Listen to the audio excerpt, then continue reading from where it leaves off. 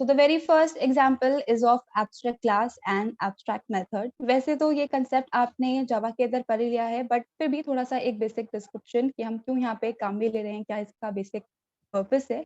देखिए for example suppose मान लेते हैं मैंने यहाँ पे एक माई डेटा नाम की क्लास को क्रिएट किया है, जिसके अंदर मैंने कैलकुलेट नाम का एक मेथड बनाया है जो किसी भी तरीके की कैलकुलेशन को इम्प्लीमेंट करने का काम कर रहा है। कैलकुलेशन कुछ भी हो सकती है, सैलरी का calculation, increment, bonus, plus minus any calculation we are assuming कि ये कैलकुलेट करने का काम कर रहा। अब क्लास क्या है एग्जैक्टली में एक तरीके का डिजाइन है, ब्लूप्रिंट है। अगर इम्प्लीमेंट करना है तो ऑब्जेक्ट्स क्रिएट करने पड़ेंगे। तो यहाँ पे मैंने 3 ऑब्जेक्ट्स क्रिएट कर दिए, obj1, obj2 एंड obj3, और तीनों ऑब्जेक्ट्स कौन सी क्लास के हैं, माय डेटा क्लास के। ठीक है, अब यहाँ पे होता क्या है, जब भी हम किसी भी क्लास के ऑब्जेक्ट बनाते हैं तो इस क्लास के अंदर हमने जो भी कुछ डिफाइन किया होता है वो सारे ऑब्जेक्ट्स के लिए कॉमन रहता है। मतलब क्या है, मैं एक्सप्लेन करती हूँ। देखिए मान लीजिए मैंने यहाँ पे कोई 2 वेरिएबल क्रिएट करे हैं a एंड b, और उस a और b पे मैंने कैलकुलेशन इंप्लीमेंट करने के लिए ये कैलकुलेट मेथड को क्रिएट किया है। अब यहाँ पे जब 3 ऑब्जेक्ट्स एग्जिस्टेंस में आएंगे तो 3 अलग मेमोरी ब्लॉक बनेंगे, लेकिन तीनों मेमोरी ब्लॉक के अंदर हमारे पास में a और b वेरिएबल भी होगा और साथ साथ में कैलकुलेट मेथड भी होगा। तो इट डजंट मैटर कि हम एक ऑब्जेक्ट बनाएं या 10 ऑब्जेक्ट बनाएं, क्लास के अंदर जो भी कुछ डिफाइन किया हुआ होता है वो सारे ऑब्जेक्ट्स के लिए कॉमन रहता है। तो उस केस में तो कोई प्रॉब्लम नहीं आएगी क्योंकि हमें सेम ही टाइप की वर्किंग करवानी है। लेकिन अगर हर ऑब्जेक्ट के केस में अलग तरीके की वर्किंग करवानी हो तो like for example if we are talking about an institution में किस तरीके की कैलकुलेशन हो सकती है। अगर आपके रेफरेंस में मैं बात करूं तो आपकी फीस का कैलकुलेशन हो सकता है। अगर मैं अपने रेफरेंस में बात करूं तो हमारे केस में सैलरी का कैलकुलेशन हो सकता है। सिमिलरली अगर कॉलेज के रेफरेंस से बात करेंगे तो प्रॉफिट लॉस या मैनेजमेंट जैसा कुछ कैलकुलेशन हो सकता है। अब है हमारे पास में सेम क्लास इंस्टीट्यूशन, लेकिन अलग अलग ऑब्जेक्ट की अलग अलग रिक्वायरमेंट है। तो उस केस में अगर हम एक सिंगल क्लास बनाएंगे तो सारी चीजें तो सबके लिए कॉमन है, तो थोड़ी सी गड़बड़ हो सकती है। तो हमें यहाँ पे क्या करना होता है, सेम वही कंसेप्ट है, हम क्लास को क्रिएट करेंगे। मैंने क्लास क्रिएट करी है माय डेटा नाम की, और उसके अंदर एक मैंने कैलकुलेट नाम का मेथड भी क्रिएट कर दिया है। लेकिन अब यहाँ पे मैंने किसी भी तरीके का कुछ भी स्टेटमेंट नहीं लिखे हैं, सिंपल लिख दिया है पास स्टेटमेंट। अब पास का मतलब क्या होता है कि फ्यूचर में हम यहाँ पे कुछ भी स्टेटमेंट्स ऐड कर सकते हैं, अभी करंटली हमें कुछ भी वर्किंग इम्प्लीमेंट नहीं करवानी है। अब मान लीजिए इसी क्लास के अंदर मैं 3 मेथड्स क्रिएट कर दूं, for salary, for fees and for management as well, पर वो तो सारे ऑब्जेक्ट्स के लिए अवेलेबल हो जाएगा। वही प्रॉब्लम, सबके लिए सारी चीजें कॉमन है। तो होता क्या है कि हम क्लासेस के अंदर सिर्फ मेथड को डिक्लेयर करने का काम करते हैं। आप सब लोगों ने सी लैंग्वेज के अंदर प्रोटोटाइप का कंसेप्ट पढ़ा है, फंक्शंस टॉपिक के अंदर। प्रोटोटाइप लिखते हैं, फिर हम लोग मेन लिखते हैं और उसके बाद फंक्शन की डेफिनेशन लिखते हैं, एग्जैक्टली में वो क्या काम करेगा। तो एग्जैक्टली द सेम कंसेप्ट हम क्लास के अंदर सिर्फ यहाँ पे फंक्शन को डिक्लेयर करेंगे और फंक्शन की डेफिनेशन लिखेंगे उस क्लास में जो इसको इनहेरिट करने का काम कर रही है। तो यहाँ पे पाइथन के अंदर अगर हम कोई भी ऐसा मेथड क्रिएट करते हैं जिसमें किसी भी तरीके के कोई स्टेटमेंट्स नहीं होते, सिर्फ पास वहां पे लिखा हुआ होता है, तो वो मेथड्स कहलाते हैं हमारे एब्स्ट्रैक्ट मेथड। और जो क्लासेस उन एब्स्ट्रैक्ट मेथड्स को कंटेन कर रही होती हैं वो कहलाती हैं हमारी एब्स्ट्रैक्ट क्लासेस। अब पाइथन के अंदर थोड़ा सा डिफरेंस है, यहाँ पे जो एब्स्ट्रैक्ट क्लास है वो डायरेक्टली सपोर्टेड नहीं होती है। अनलाइक जावा, यहाँ पे किसी भी तरीके का एब्स्ट्रैक्ट कीवर्ड हमारे पास में अवेलेबल नहीं होता है। तो उसे कैसे इम्प्लीमेंट करते हैं उसी का एग्जाम्पल हम लोग डिस्कस कर रहे हैं। I hope basic theoretical part में किसी को कुछ कंफ्यूजन नहीं है, मैंने जो भी आप लोगों को बताया है।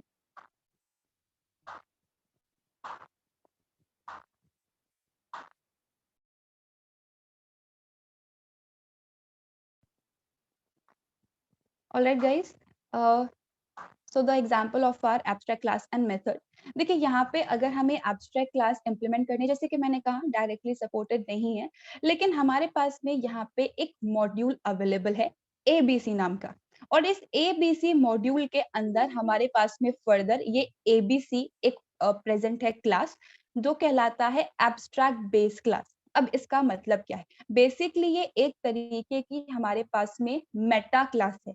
मेटा क्लास का मतलब होता है एक ऐसी क्लास जो दूसरे क्लास के बिहेवियर को डिफाइन करने का काम करती है, जैसे किसी एक चीज को यूज करके किसी दूसरी चीज को बनाना, ठीक है, with the help of like that. तो उसी तरीके से एबीसी एक मेटा क्लास होती है जिसको यूज करके हम किसी दूसरे क्लास के बिहेवियर को डिफाइन कर सकते हैं। सिमिलरली इस मॉड्यूल के अंदर एक डेकोरेटर भी प्रेजेंट होता है, दैट इज एब्स्ट्रैक्ट मेथड, जो एब्स्ट्रैक्ट मेथड्स को क्रिएट करने के लिए काम में लिया जाता है। जैसे क्लास मेथड को क्रिएट करने के लिए @क्लास मेथड काम में लिया था, स्टैटिक मेथड को क्रिएट करने के लिए @स्टैटिक मेथड काम में लिया था। That is the exact same concept. Abstract method अगर क्रिएट करनी है तो एब्स्ट्रैक्ट मेथड डेकोरेटर हमें काम में लेना होगा, लेकिन उसके लिए हमें एबीसी मॉड्यूल को इंपोर्ट करना होगा। अब किसी भी मॉड्यूल को कैसे इंपोर्ट करते हैं उसके 3 मेथड्स मैंने आप लोगों को बहुत पहले बता दिए थे। आप तीनों में से कोई भी तरीका काम में ले सकते हो। मैंने यहाँ पे फ्रॉम कीवर्ड की हेल्प से यहाँ पे एबीसी और एब्स्ट्रैक्ट मेथड को इम्प्लीमेंट किया है, ठीक है। अब सबसे पहले मैंने यहाँ पे एक एब्स्ट्रैक्ट क्लास क्रिएट करी है, दैट इज क्लास कार। एक बार मैं फिर से बोल रही हूँ, यहाँ पे किसी भी तरीके का एब्स्ट्रैक्ट कीवर्ड नहीं होता है, डायरेक्टली चीजें सपोर्टेड नहीं है। तो डायरेक्टली हमें यहाँ पे क्लास कीवर्ड काम में लेना है followed by our class name, और यहाँ पे अब हम जिस क्लास की हेल्प लेने वाले हैं that is ABC abstract base class, जो कि अपने आप में एक मेटा क्लास है, और जो भी क्लास इस क्लास को इनहेरिट कर रही होती है वो कहलाती है हमारी एब्स्ट्रैक्ट क्लास, ठीक है। अब यहाँ पे एब्स्ट्रैक्ट क्लास के अंदर ऐसा कोई रूल नहीं होता है कि हम हमेशा एब्स्ट्रैक्ट मेथड ही बनाते हैं। यहाँ पे हमारे पास में नॉर्मल मेथड्स भी हो सकते हैं। नॉर्मल मेथड्स का मतलब जिनको डिक्लेयर भी किया हुआ हो और डिफाइन भी किया हुआ हो। तो पाइथन के टर्म्स के अंदर ये जो हमारे नॉर्मल मेथड्स होते हैं, हम इन्हें कहते हैं कॉन्क्रीट मेथड्स, और जहाँ पे सिर्फ फंक्शन का डिक्लेरेशन होता है, डेफिनेशन नहीं होती है, those are known as abstract methods. तो अब इस कार क्लास के अंदर बेसिकली मैं यहाँ पे कार की बेसिक इन्फॉर्मेशन को स्टोर करवा रही हूँ, उससे रिलेटेड मैंने यहाँ पे वर्किंग इम्प्लीमेंट की है। तो सबसे पहले मैंने इस एब्स्ट्रैक्ट क्लास के अंदर एक कंस्ट्रक्टर क्रिएट कर दिया है, def double underscore init double underscore self comma NO. Basically जब भी यहाँ पे ऑब्जेक्ट एग्जिस्टेंस में आएगा तो यहाँ पे होगा क्या, उसे एक नंबर पास करना होगा, और वो नंबर क्या है, कार का रजिस्ट्रेशन नंबर। अब चाहे हम किसी भी कार की बात करें, हर कार का, हर व्हीकल का अपना एक रजिस्ट्रेशन नंबर होता है। तो यहाँ पे मैंने एक प्राइवेट मेंबर क्रिएट किया है self dot double underscore RAG, और उसके अंदर वैल्यू असाइन कर दी है जो यूजर पास करेगा, ठीक है।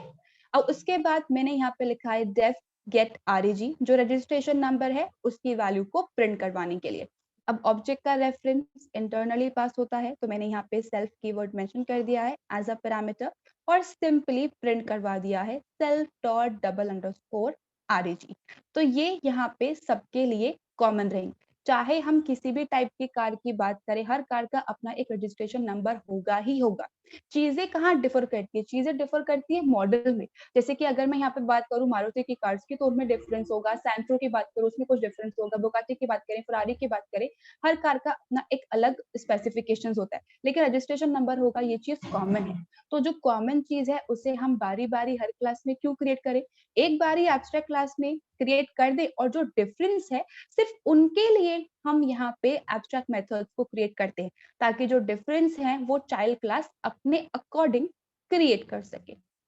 तो यहाँ पे जो डिफरेंस मैंने मेंशन किया है that is of steering and of brake.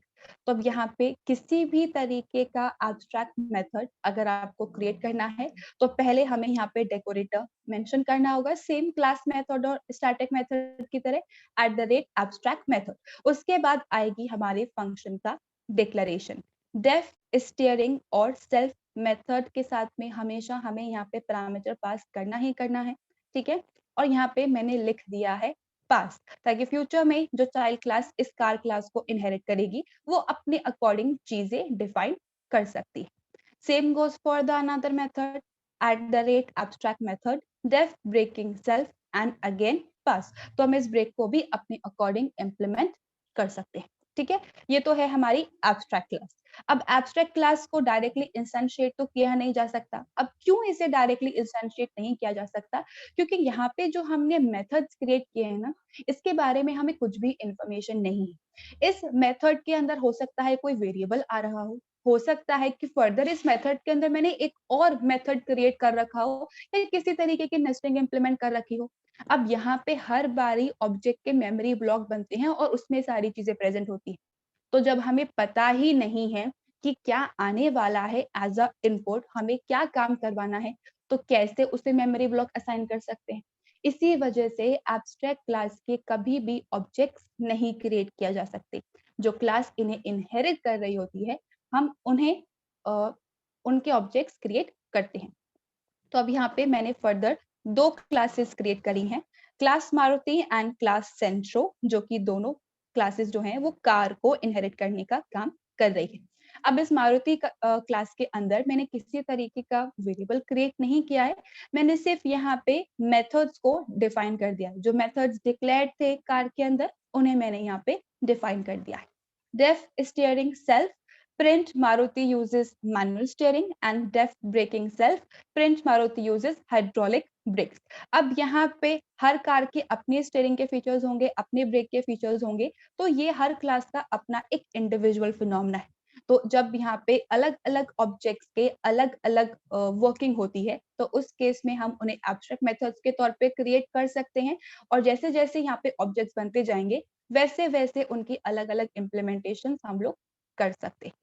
तो एक और क्लास मैंने क्रिएट करी है यहाँ पे, दैट इज सेंट्रो। अब सेंट्रो के अंदर भी वही सेम दो मेथड्स है, स्टीयरिंग एंड ब्रेक। स्टीयरिंग के अंदर मैंने लिखा है Santro uses power steering, and braking के अंदर लिखा है सेंट्रो यूजेस गैस ब्रेक्स। दोनों ऑब्जेक्ट्स हैं, दोनों कार टाइप के हैं, दोनों का अपना एक रजिस्ट्रेशन नंबर होगा, लेकिन ब्रेक और स्टीयरिंग में दोनों की अपनी एक अलग वर्किंग है। तो that is the reason we use abstract class, क्योंकि अगर एक सिंगल क्लास क्रिएट करेंगे तो सारे फीचर्स कॉमन हो जाएंगे, और कॉमन नहीं है, दोनों की वर्किंग अलग अलग है। That's why two different objects have two different specifications. अब यहाँ पे है तो सारी क्लासेस ही, तो यहाँ पे इम्प्लीमेंटेशन के लिए तो हमें ऑब्जेक्ट क्रिएट करना पड़ेगा। तो सबसे पहले मैंने यहाँ पे M1 नेम का एक ऑब्जेक्ट क्रिएट किया है, जो कि मारुति क्लास का है। अब यहाँ पे मैंने एक वैल्यू पास करी है 1001। अब इस क्लास के अंदर किसी भी तरीके का कंस्ट्रक्टर प्रेजेंट नहीं है, तो यहाँ पे होगा क्या, जो हमने एब्स्ट्रैक्ट क्लास के अंदर कंस्ट्रक्टर क्रिएट किया है वो कॉल हो जाएगा, और जो वैल्यू हमने पास की है वो इस REG वेरिएबल के अंदर जाके असाइन हो जाएगी। तो 1001 इस वेरिएबल के अंदर जाके असाइन हो गया है। उसके बाद जो भी रजिस्ट्रेशन नंबर पास किया गया है, मैंने उसको प्रिंट करवाने के लिए मेथड बनाया है। तो m1.getReg 1001 ये हमें प्रिंट करके दे देगा। देखिए सबसे पहला आउटपुट आ गया है 1001। उसके बाद मैंने लिखा है m1.steering, तो स्टीयरिंग में सिंपली एक मैसेज प्रिंट करवाया था, तो देखिए मैसेज आ गया है मारुति यूजेस मैनुअल स्टीयरिंग।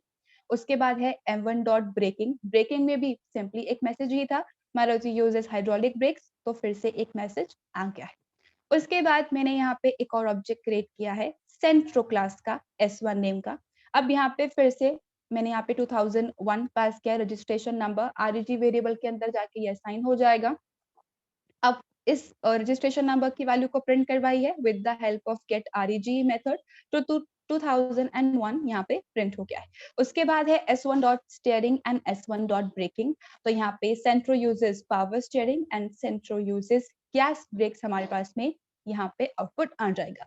दो अलग ऑब्जेक्ट्स हैं, दोनों की अपनी एक अलग रिक्वायरमेंट है, तो यहाँ पे इसी वजह से हमने एब्स्ट्रैक्ट मेथड्स को क्रिएट किया है, लेकिन जो कॉमन फीचर्स है उनके लिए हम दोबारा तो क्रिएट करेंगे नहीं, तो इसी वजह से जितने भी कॉमन फीचर्स थे वो मैंने इस एब्स्ट्रैक्ट क्लास के अंदर ही क्रिएट कर दिए, और जो अलग हो सकते थे उन्हें मैंने एब्स्ट्रैक्ट मेथड के तौर पे क्रिएट कर दिया, ताकि अपनी रिक्वायरमेंट के अकॉर्डिंग हम उन्हें डिफाइन कर सके। So that is the main reason we use abstract classes and abstract method. अब इस एग्जाम्पल के अंदर अगर किसी को कुछ भी कंफ्यूजन है, then please raise hand.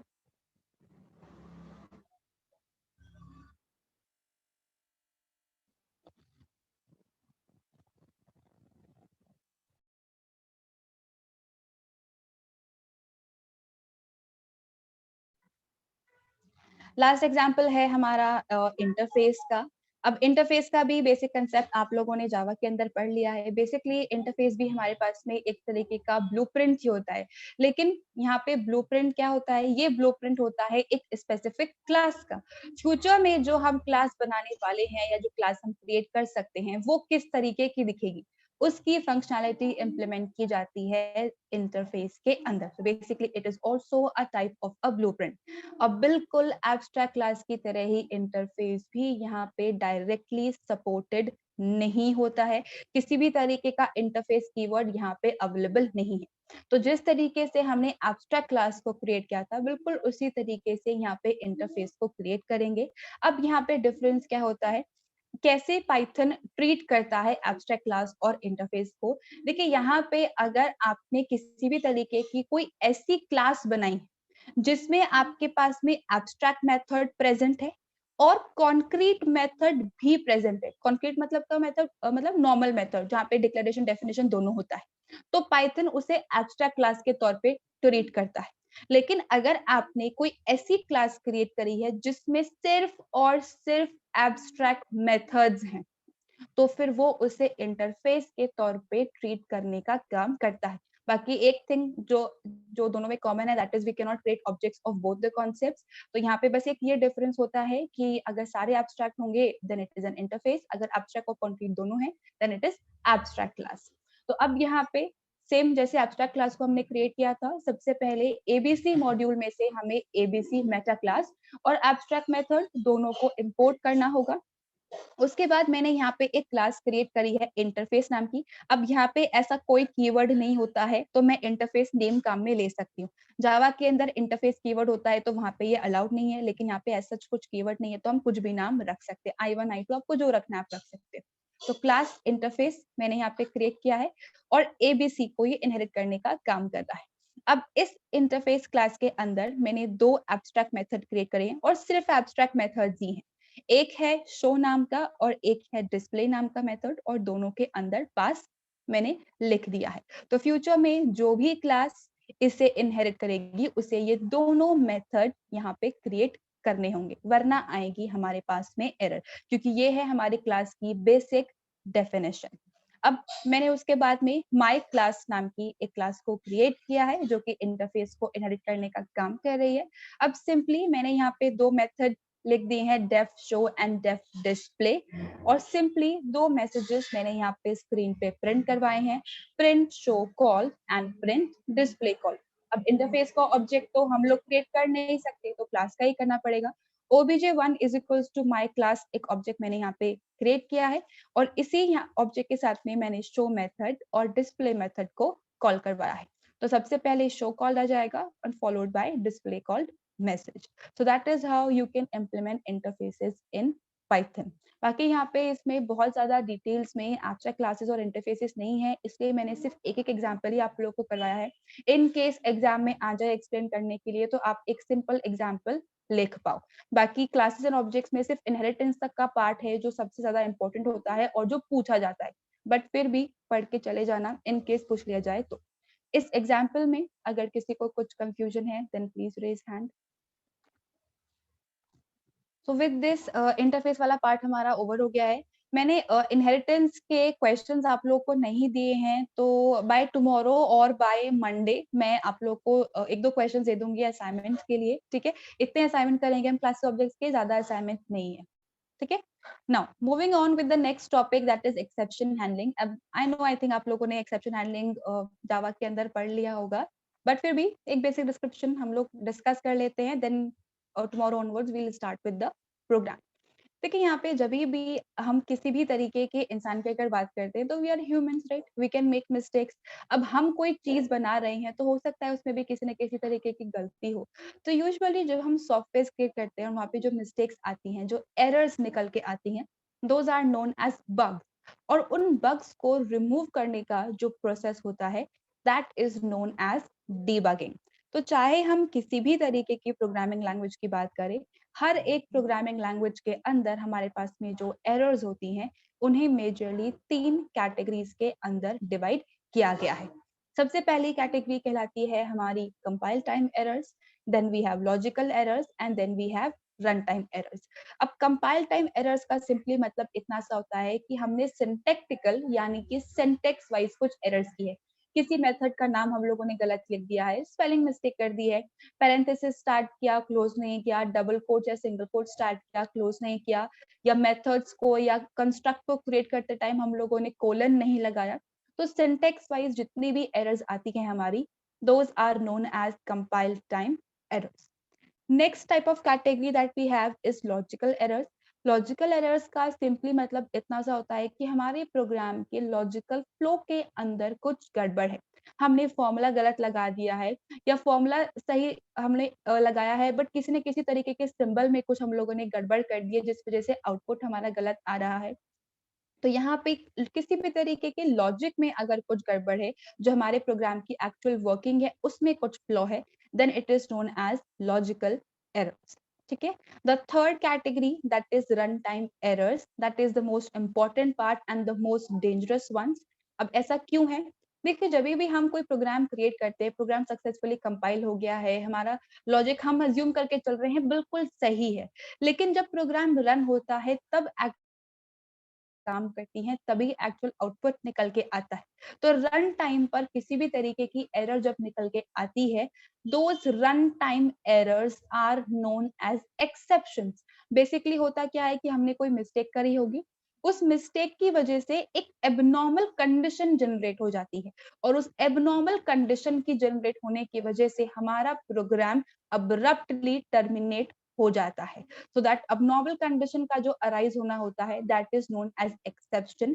अब उस रन एरर्स या एक्सेप्शन को हैंडल करने के लिए, ठीक करने के लिए जो हम अलग अलग तरीके की प्रोसेसेस अपनाते हैं, that is known as exception handling. ठीक है। तो अगर हम यहाँ पे पाइथन की बात करते हैं, तो बहुत सारी pre defined built in exception classes हमारे पास में अवेलेबल हैं, और वो सारी प्रेजेंट है इस बेस एक्सेप्शन क्लास के अंदर। अब इस बेस एक्सेप्शन क्लास के अंदर फर्दर एक और क्लास बनी हुई है, एक्सेप्शन क्लास, जिसके अंदर दो क्लासेस बनी हुई हैं।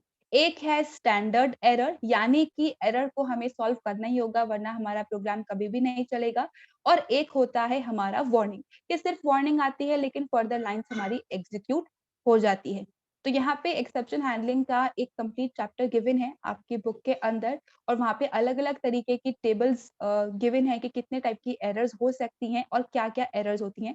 वैसे तो हम एग्जांपल के अंदर कवर करेंगे, बट बेसिकली यहाँ पे जितनी भी बिल्ट इन एक्सेप्शंस हैं, वो हर एक एक्सेप्शन क्लास के फॉर्म में प्रेजेंट है, और वो सब इस बेस एक्सेप्शन क्लास के अंदर ही प्रेजेंट होती हैं। अगर हम चाहें तो खुद के एक्सेप्शंस भी क्रिएट कर सकते हैं। कैसे क्रिएट करते हैं वो हम आगे आने वाले एग्जांपल्स में देखेंगे। ओके। इस वाले पार्ट में किसी को कुछ कंफ्यूजन? बिकॉज़ एग्जांपल तो हम कल से स्टार्ट करेंगे, आज होगा नहीं ओवर वो।